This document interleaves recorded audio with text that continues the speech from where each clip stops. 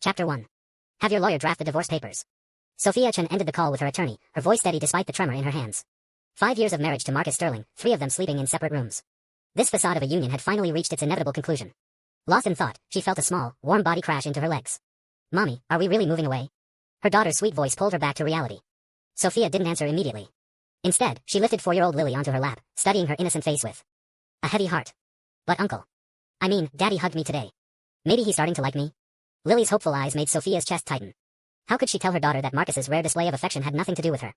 That his childhood sweetheart Victoria Lane had returned from London, and his good mood was entirely because of her? The truth was crueler still. Marcus had never hidden his contempt for both of them. 5 years ago, everything changed when Victoria married someone else and moved to England. Marcus drowned himself in Manhattan's most exclusive bars, and Sophia, unable to watch him self-destruct, had followed him. One fateful night, someone had spiked his drink with something potent. Sophia managed to get him out of there, but on the way to the hospital, he grabbed her wrist with surprising strength. "Sophia, take me to a hotel." His voice had been rough, desperate. Sophia came from Nothinga scholarship kid who'd only finished high school thanks to the Sterling Foundation's charity program. She'd worked her way through Columbia, waiting tables and tutoring to make ends meet, finally landing a position at a Fortune 500 company through campus recruitment. That's where she'd officially met Marcus Sterling, heir to Sterling Industries.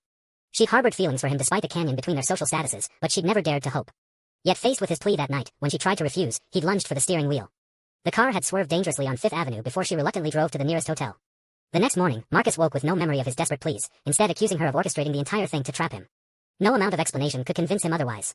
He married her out of what he called responsibility, but it was a secret marriage. He treated their Tribeca penthouse like a hotel, coming and going without notice, sometimes disappearing for weeks. When Lily was born, he'd barely glanced at her before ordering the night nurse to take her away. He wouldn't even let her call him Daddy. At 18 months, when Lily had toddled toward him with arms outstretched, calling Dada for the first time, he'd physically recoiled. He'd carried her outside their townhouse and shut the door, leaving her crying on the front steps while he watched from behind the glass. By the time Sophia had heard the commotion and rushed downstairs, Lily's voice was hoarse from sobbing. When she'd confronted the housekeeper about why no one had brought Lily inside, the woman had stammered that Mr. Sterling had specifically instructed them not to interfere. He was teaching the child boundaries. The memories made Sophia's eyes burn as she held Lily closer. "Sweetheart, Uncle wants to live his own life. He doesn't like being bothered by us." She forced her voice to remain steady. "Mommy's going to take you somewhere new, somewhere beautiful and fun. Would you like that?" Lily's arms tightened around her neck, her little face crumpling. "But Mommy, I really want Uncle to be with us." Sophia's throat constricted. "Baby, Uncle's special friend came back. We need to give them space."